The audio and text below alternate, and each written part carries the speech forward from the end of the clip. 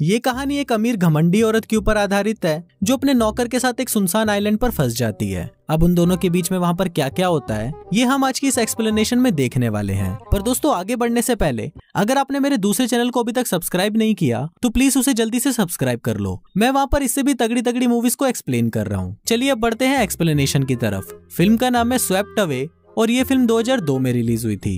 Movie की शुरुआत में हम अंबर नाम की एक औरत को देखते हैं जो कि बहुत ज्यादा घमंडी होती है। अंबर को अपने हस्बैंड की दौलत पर बहुत घमंड था। उसे इतना घमंड था कि वो अपने सामने वाले इंसान को कुछ भी नहीं समझती थी। एक दिन अंबर अपने हस्बैंड और 2 कपल्स के साथ अपने प्राइवेट प्लेन पर बैठकर क्रूज ट्रिप पर जाने के लिए रवाना हो जाती है। ये क्रूज इटली से ग्रीक तक जाने वाली थी। वहाँ पहुंचकर क्रूज शिप का कैप्टन, बावर्ची और एक नौकर उनका वेलकम करते हैं, पर अंबर तो अपने ही घमंड में थी इसलिए वो उन पर बिल्कुल भी ध्यान नहीं देती। शिप पर उनके साथ एक छोटा छतरी नाम का नौकर भी होता है जो अंबर को उसका कमरा दिखाता है। फिर अंबर उससे पूछती है कि शिप में जिम नहीं है क्या, तो इस पर छोटा छतरी उसे एक साइकिल ला कर देता है। वो बोलता है कि आप इस पर पैडल मारना और आपकी एक्सरसाइज हो जाएगी। अब इस बात से अंबर बहुत ज्यादा गुस्सा हो जाती है और वो छोटा छतरी को डांटने लगती है। अब बेचारा छोटा छतरी और क्या ही कर सकता था, उसे इस काम के पैसे मिल रहे थे इसलिए वो चुपचाप उसकी डांट सह लेता है। पर छोटा छतरी के दिल में अंबर के खिलाफ बदले की आग उठ रही थी और वो बस अंबर से बदला लेने के बारे में ही सोच रहा था। अगली सुबह अंबर अपने हस्बैंड एंटोनियो के साथ ब्रेकफास्ट कर रही होती है, पर तभी वो छोटा छतरी को अपने पास बुलाती है और उसे बोलती है कि ये ब्रेकफास्ट बहुत ज्यादा ठंडा है,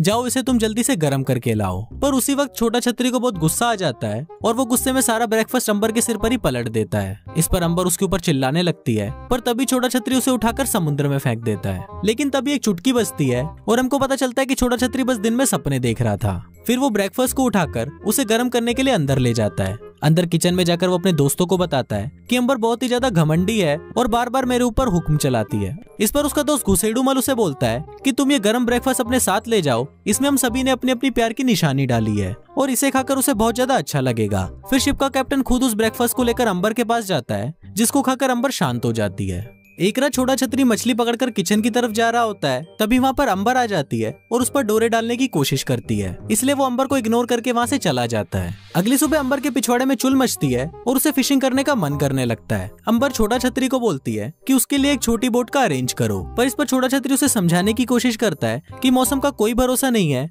और कभी भी यहाँ पर तूफान आ सकता है। पर अंबर के पिछवाड़े में सुअर का खड़ा बाल था और उसने ठान लिया था कि वो फिशिंग करके ही रहेगी। अब छोटा छतरी भी बेबस होकर उसकी बात मान लेता है और उसे अपने साथ एक बोट में बिठाकर फिशिंग करने के लिए समुद्र में ले जाता है। थोड़ी ही दूर जाने के बाद उनकी बोट अचानक बंद हो जाती है। फिर जब छोटा छतरी बोट को चेक करता है तो उसे पता चलता है कि बोट में तेल खत्म हो चुका है। अब अंबर इस बात के लिए उस पर फिर से चिल्लाने लग जाती है, पर अब छोटा छतरी को भी गुस्सा आ जाता है और वो अंबर को बोलता है कि इसमें मेरी क्या गलती है, मैंने तो तुम्हें पहले ही मना किया था। अब उन दोनों के पास कोई और ऑप्शन नहीं था, इसलिए वो दोनों बोट में बैठकर क्रूज शिप के आने का वेट करने लगते हैं। उन दोनों को वेट करते हुए 2 दिन बीत जाते हैं, पर वहाँ पर कोई नहीं आता।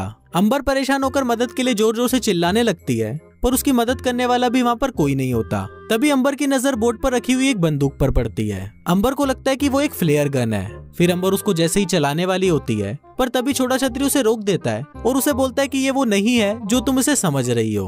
पर अंबर उसकी बात नहीं सुनती और वो दोनों उस बंदूक के लिए लड़ने लग जाते हैं। पर तभी अचानक वो बंदूक चल जाती है और वो सीधा उस बोट के एयरबैग पर लग जाती है, जिस वजह से उस बोट के एक एयरबैग में से हवा निकल जाती है। अब वो दोनों निराश होकर उस बोट पर बैठे हुए होते हैं, पर तभी उनको सामने किनारा दिखता है और वो दोनों फटाफट तैरते हुए उस किनारे पर पहुंच जाते हैं। फिर छोटा छतरी ऊपर चढ़कर उस जगह का पता लगाने की कोशिश करता है, पर काफी ढूंढने पर भी उसे वहाँ पर कुछ नहीं मिलता और उसे ये पता चलता है कि ये एक सुनसान आइलैंड है जहाँ पर सिर्फ वो दोनों ही हैं। दूसरी तरफ अंबर को छोटा छतरी पर बहुत गुस्सा आ रहा होता है और वो उसको बोलती है कि सिर्फ तुम्हारी वजह से ही हम यहाँ पर फंसे हैं। एक बार अगर मैं अपने घर पहुँच गई तो मैं अपने लॉयर को बोलकर तुम पर केस कर दूंगी। अब छोटा छतरी को भी इस बात से गुस्सा आ जाता है और वो अंबर को बोलता है कि तुम्हें जो उखाड़ना है उखाड़ लो, और ये बोलकर वो वहाँ से चला जाता है। थोड़ा आगे जाने के बाद छोटा छतरी को वहाँ पर एक टूटा फूटा घर मिल जाता है और पास में उसे गिरा हुआ कुछ सामान मिल जाता है, जिसकी मदद से वो मछली पकड़ने के लिए हथियार बनाता है और उससे वो मछली पकड़ भी लेता है। फिर वो उसे आग में भूनता है और छांव में बैठकर आराम से खाने लगता है।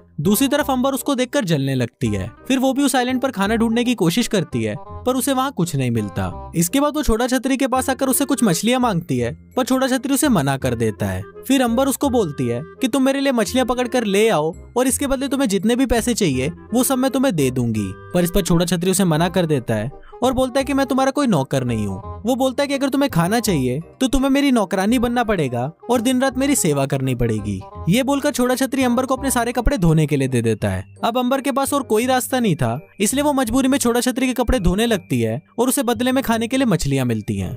यहाँ पर छोटा छतरी की ऐश हो गई थी। वो बस मछलियां पकड़ कर लाता था और दिन भर आराम करता था। बाकी मछलियों को पकाने का काम और बाकी सारे काम अंबर करती थी। दरअसल छोटा छतरी अंबर को सबक सिखा रहा था, क्योंकि अंबर ने क्रूज शिप पर उसके साथ बहुत अत्याचार किए थे। अब ऐसे ही कई दिन बीत जाते हैं और उन दोनों को वहाँ पर ढूंढने के लिए कोई नहीं आता। इधर छोटा छतरी के दिल में अंबर के लिए फीलिंग्स जागने लगती है और वो उसके साथ घपाघप करने के बारे में सोचने लगता है। कुछ दिनों बाद छोटा छतरी से रहा नहीं जाता और फिर वो अंबर के साथ जबरदस्ती घपाघप करने की कोशिश करने लगता है। इस पर पहले तो अंबर उसे अपने से दूर करती है, पर थोड़ी देर बाद वो भी उसका साथ देने लगती है। पर तभी छोटा छतरी वहीं रुक जाता है और उसे बोलता है कि मैं अभी तुम्हारे साथ कुछ नहीं करूंगा। जब तुम खुद तड़पते हुए मेरे पास आओगी तभी मैं तुम्हारे साथ घपाघप करूंगा। अब अंबर की भी इच्छा अधूरी रह गई थी, इसलिए वो बस सिर्फ घपाघप के बारे में ही सोचती रहती है।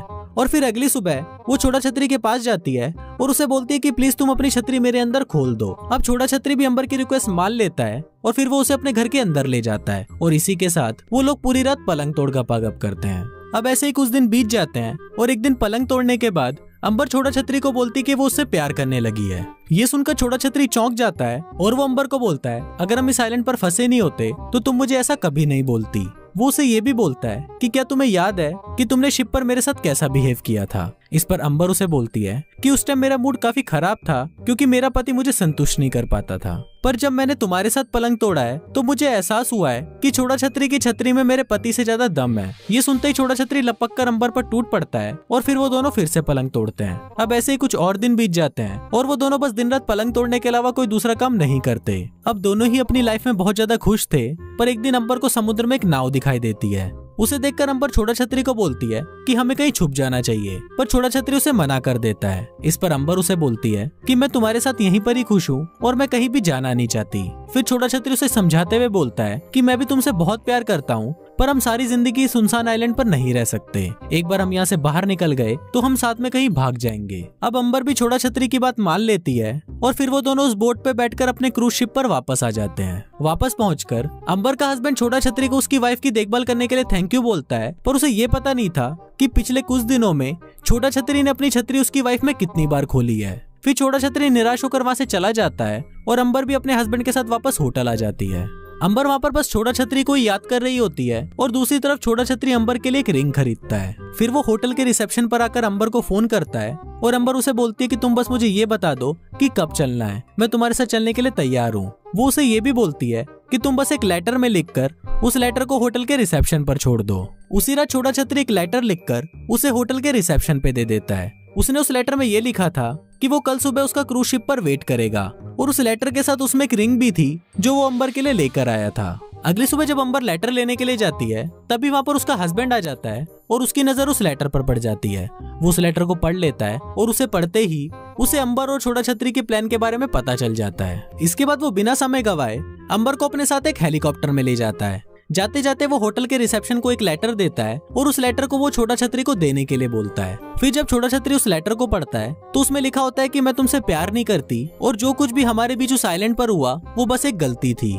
दरअसल ये लेटर अंबर की तरफ से उसके हस्बैंड ने लिखा था ताकि छोटा छतरी उसको पढ़कर अंबर को भूल जाए।